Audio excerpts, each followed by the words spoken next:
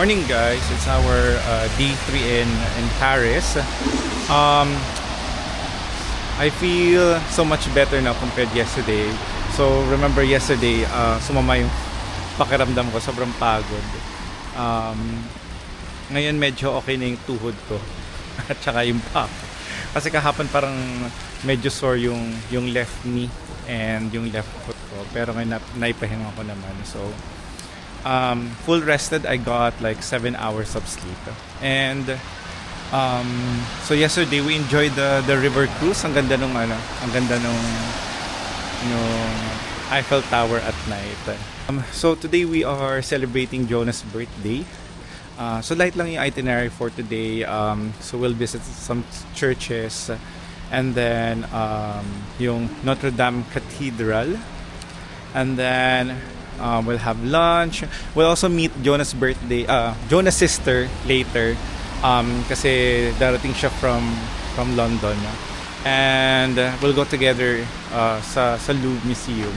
So yung reservation namin is at 3:30 p.m. sa Louvre. So ngayon hindi masyadong maganda yung weather. So the past few days, yung first 2 days namin, medyo maulap, pero ngayon it's currently raining. So I have my umbrella. So ito yung labas ng hotel. So before coming here naman, na-check na namin yung weather, and napaghandaan namin yung mga dapat namin dalhin. Kaya may dala akong payong. I have my jacket as well. So let's see na lang later, kasi sabi hanggang hapon daw yung ulan. So hopefully medyo humina yung ulan and maging cloudy, at least cloudy man lang ulit. So ayun, let's go. Okay, so papunta na kami sa metro station. So pumunta kami sa Basilica de Sacré-Cœur. I'm not sure if I'm saying it right. Hindi ako magaling sa French. So we'll take the same station, yung line 14, and then we'll transfer to line 2. So dalawang train lines. It's around 40 minutes of travel. So ayun. And I have Miss Emily in Paris in the flesh. Birthday girl, Miss Jonah. As heart evangelista, takbo ka ng konti. Iba talaga. Sobrang French. Yung ate. Bonjour madame. Sorry. Bonjour madame. Feliz cumple. Feliz cumple. Spanish pala. Lamig. Okay, hindi na tayo sa labas. So, yung signage naman. Basilique du Sacré-Cœur. So dito. Parang okay dito ang dami mga cobblestones. So parang iba yung mga itsura ng mga building compared dun sa may mismong center ng city. Guys, akala ko may yung camera ko. Akala ko tapos na yung paghihirap sa paglalakad kanina palabas ng station. Tapos pagliko namin ng kanto, tsadeng, grabe naman, pakit ulit ng stairs. Wala naman choice. Okay, let's go. So guys, natapos na yung isang hagdan kanina. Umulan kasi ngayon papatakan yung camera. Tapos ito Emily in Paris, ito na yon. Maraming lakad. Meron na namang flight of stairs. Ay, siya dun sa dulo. Puro lakad. Shit. Ang tarik. Tapos tatawid lang sa kalsadang to. And then yung 3 more flight ng stairs. Ito sa bandang to parang may overlooking Pinas.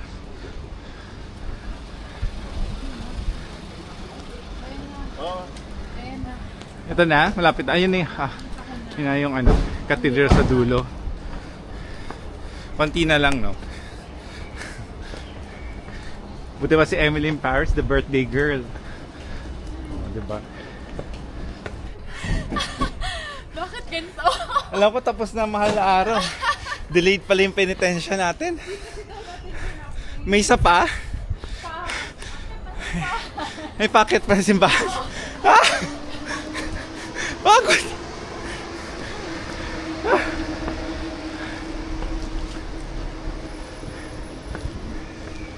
Ito na yung simbahan, di ba?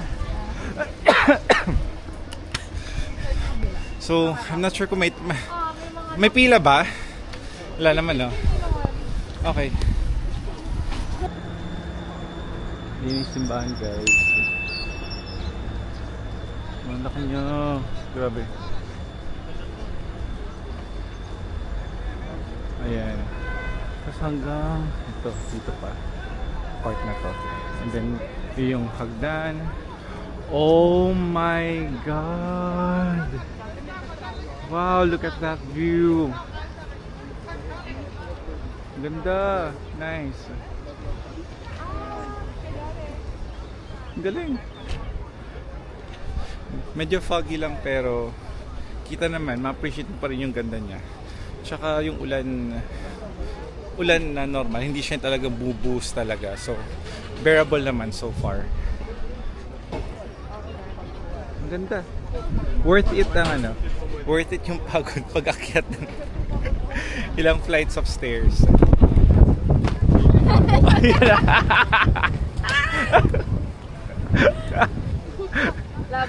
Laban. Parang yun ata yung, yun yung Notre Dame. Nakikita ko siya. Ayun, yung dalawang tore. Sa gitna. So, we'll be there later after nito sa Basilica na to. Okay? So, let's go and explore. I'll take some photos muna and then we'll go inside the church. Guys, ito na yung ito yung front view ng simbahan.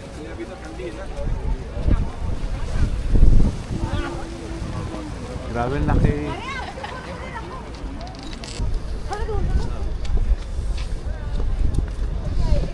Tapos dito sa gilid may mga alam mo yung dati para may bridge sa may center, tapos mga padlock. So they're doing the same dito. Ayun, tapos may mga nagbebenta ng payong, nagbebenta ng mga kadena. Since wala naman tayong jowa, so ayun, mainggit tayo. Dito.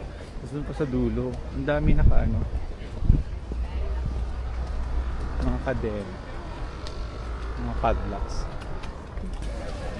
So unfortunately, may pila as always. May pila papasok, tapos bigla nilang hinold yung pila kasi may misa daw sa loob, so hindi muna sila nagpapasok ng mga tao. May reservation kami ng lunch at 12 p.m. 11:30 na, so kailangan namin makapunta na doon kasi may commute pa papunta doon sa restaurant. So mukhang hindi na ako makakapasok. Si John na nasa loob, nakaabot pa siya. Pero ako hindi. Di valid, it's fine. Maybe next time. Ito yung sinabi namin na parami yung tao. Kasi halos patanghali na. So usually kung gusto mo talaga na walang masyadong tao, ayan, punta ka ng maaga, like 7, ayan, 7, 8, yan. Sobrang konti ng tao gaya kahapon. Kaya nagkaroon ako ng mga solo photos sa Eiffel kasi wala pang tao. Pero ito, ayan na siya. Mas marami na siya ngayon. Ayan, so may nakita kaming funicular malapit sa may simbahan. So dito pababa siya. So instead of taking the stairs, so dito kami.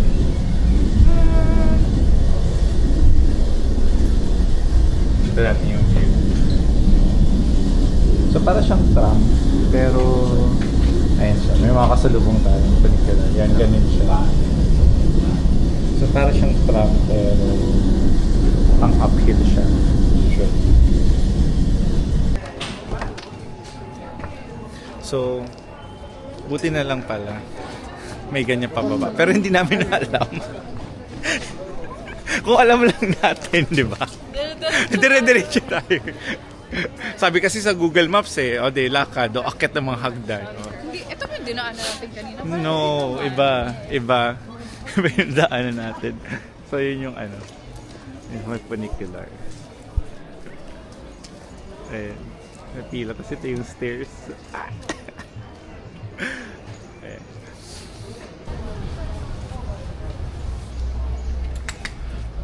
Sayang hindi ako nakapasok, pero okay lang. Haba na nung pila eh. Ang haba ng pila, tapos sabi mo nga hindi na magpapasok. Nagmamas kasi. So, ang tagal namin nakatayo dun. Sa akin pa talaga na saktong na-hold. Ikaw nga yung nakita ko, kala ko pwede nga sumabay na sa'yo. Kala ko nandun ka na sa loob habang nandun ako sa dulo ng pila. Pero, at least nakapasok ka. And you said your prayer.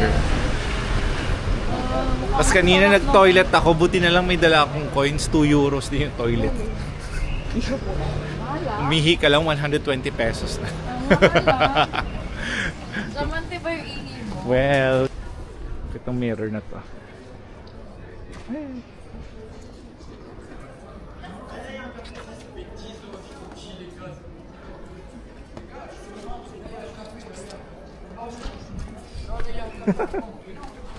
Okay, let's go.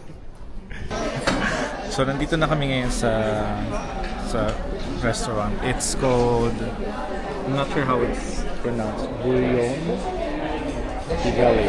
Yeah. So, nakita daw ni Jonas sa TikTok. Nakita ni birthday girl. So, mukhang okay naman. Okay yung place.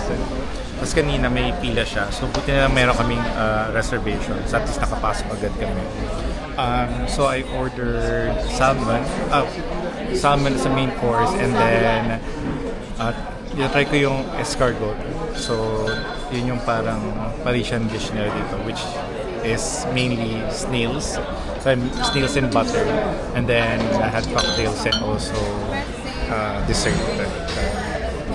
Okay, so ito na yung yung snails. Ano siya? So, ito yung cubiertos. And then, nag-YouTube pa talaga ako how to kung paano siya kainin. So, minsan yung sauce niya lagay siya sa bread bago siya kainin. Jonah got shrimps for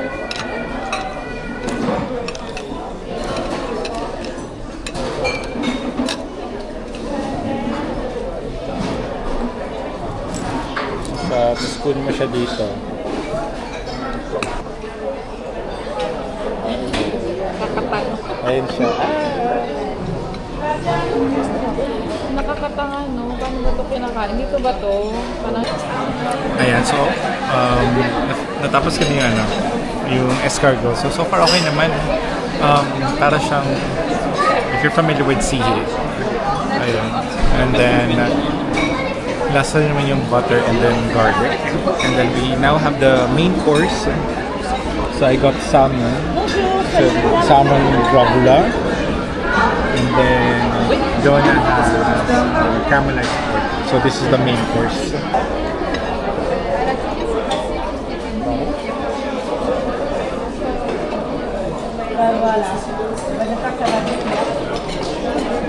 Papunta na kami ng Notre Dame Cathedral. So 2 lines yung sinakyan namin.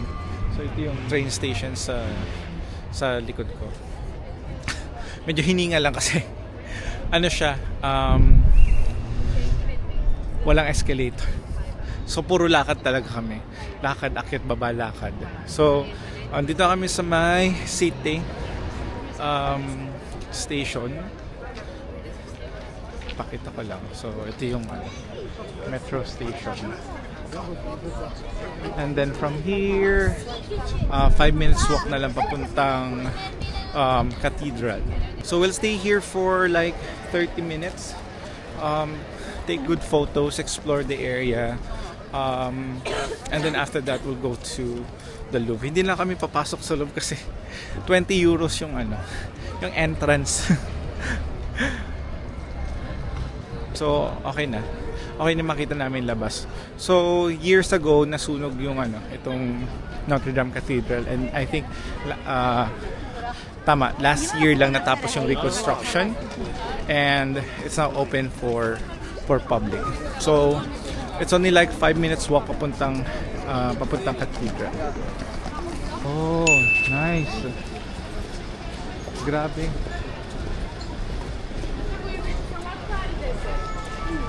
It's fully reconstructed na nga siya.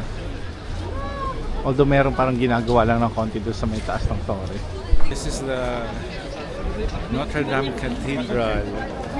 What? Grabe. So kung familiar kayo sa Hunchback of Notre Dame, oh my God, mga batang 90s, si Quasimodo. Quasimodo. Ang daming tao. Shit, sana magkakita kami ni John. Punta tayo sa gitna to take some photos. Good photos. Ayan. Ang laki niya! Grabe! Look! It's majestic. Wow! Ayan. Ta-da! Picture. Pak! Gusto ko lang i-appreciate yung mga design sa may pinto. Ayun o.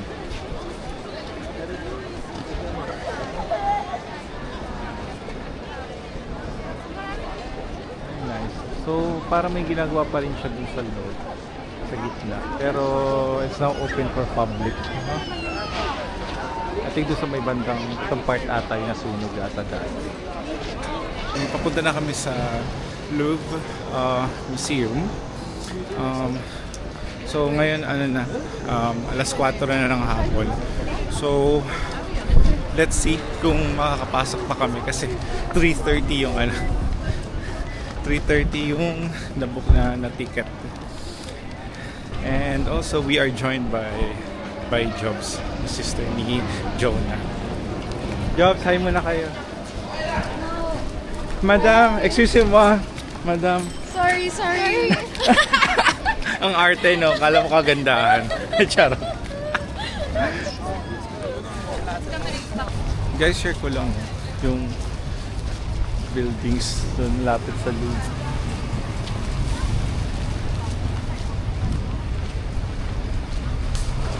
Yung minsan kahit wala naman sa itinerary mo, pero habang lalakad ka papunta doon sa destination, marami ka na naman makikita.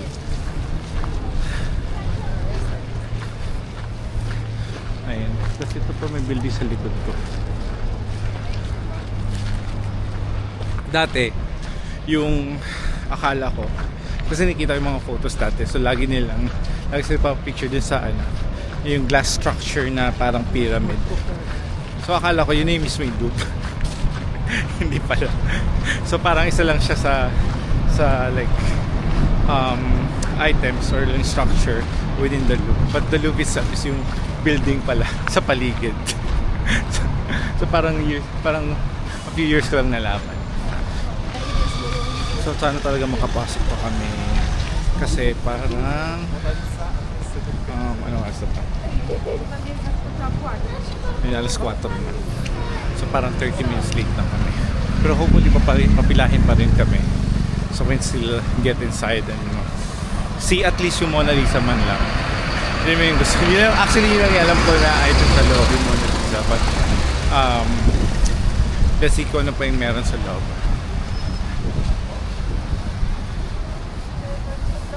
So bago maikot to yung buong Louvre, para take like hours talaga to check all the rooms, all galleries, tsaka lahat ng floors. Wala na to. Ang ganda rin ito. What's that?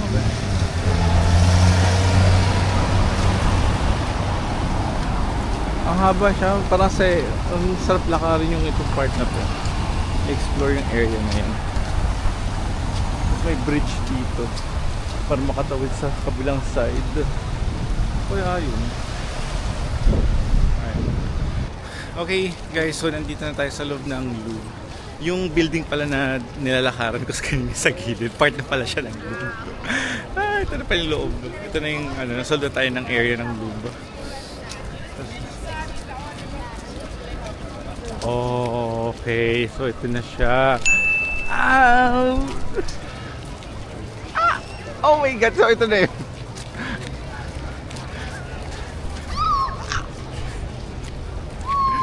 I'm in love! Ito na siya.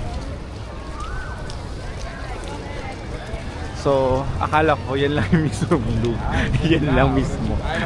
So, ito pala siya. Like ito. Lahat. Oh gosh. Laki niya. So, ayan. So, punta na kami doon sa pila. So, hopefully, pwede pa makapasok kasi ang dami na naman tao as usual. Guys, birthday yung birthday girl. Nakapasok kami. Nakapasok kami. Dito na kami sa may loob. So security check na lang. Tapos guys, tingnan nyo to.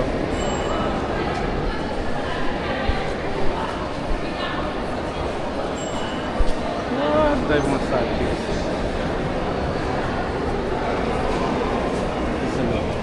So security check lang and then we'll go inside the movie.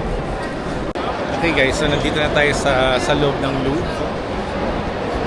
Ito yung ito yung loob ng glass.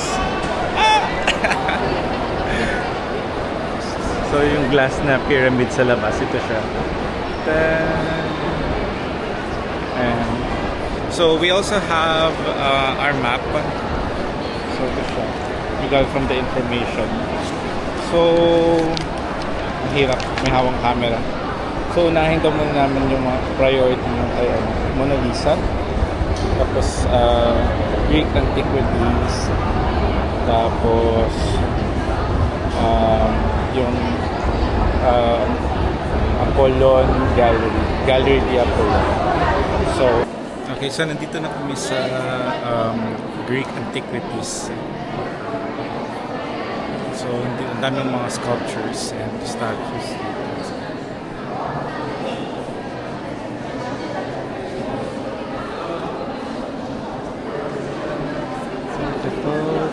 Centaur. Old centaur tormented by the Cupid. Sleeping hermaphrodite. Ako talaga pag nag-visit talaga ako ng mga city, if meron talaga mga museum, I would like visit or spend time to at least, get to see yung mga art pieces.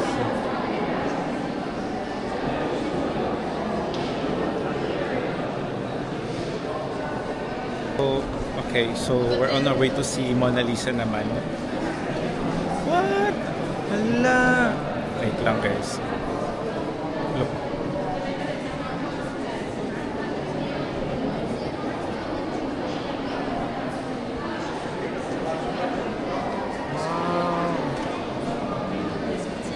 Having details na.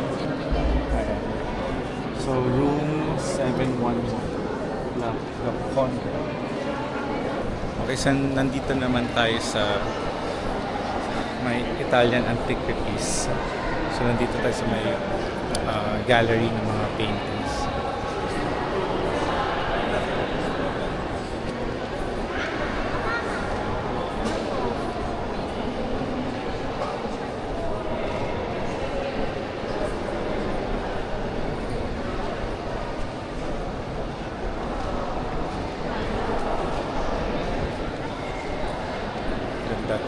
Tinanggal ko na yung jacket ko, napakainit. Tapos ito yung corridor papuntang Mona Lisa.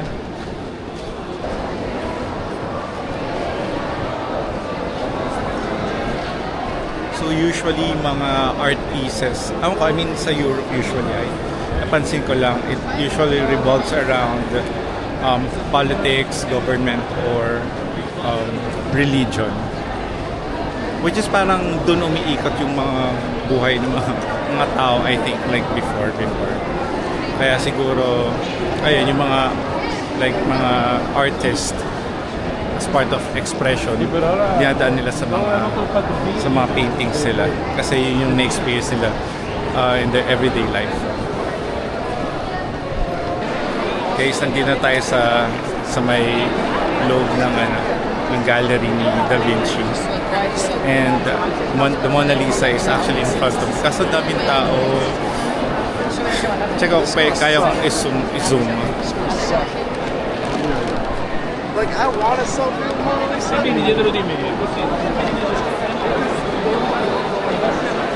Ayun siya, yung nasa harap. Grabe. Ang daming tao. Ayun guys, so kakagaling lang namin sa hall with Mona Lisa. Ang daming tao, grabe. So, actually ginusebumps ako yung nakita ko siya. Parang, okay. Siya.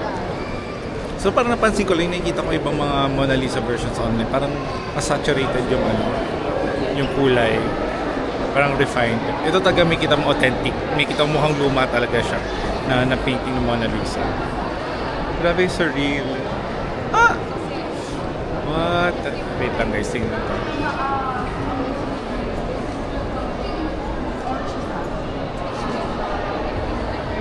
No, I saw earlier.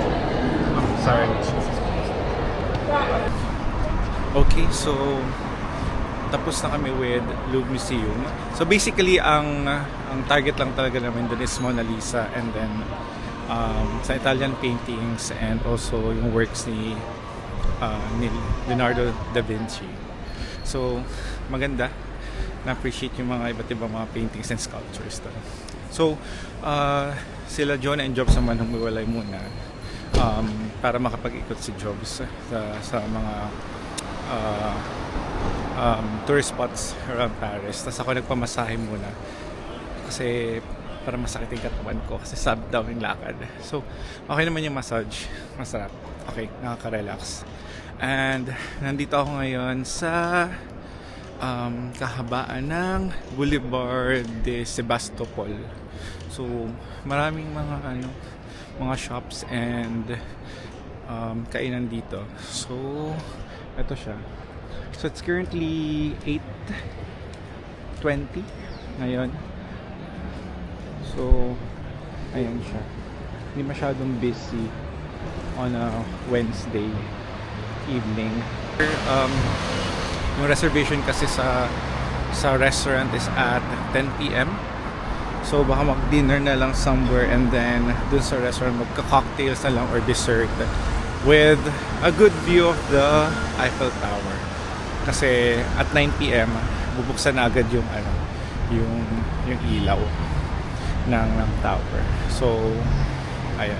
At least I think yun na lang yung itinerary for today, and then tomorrow Disneyland. Ayun, so explore lang ako around the city, itong ng kalye na to, and probably get something to eat bago pumunta ng Trocadero kasi nandun yung restaurant sa may Trocadero. Ayun.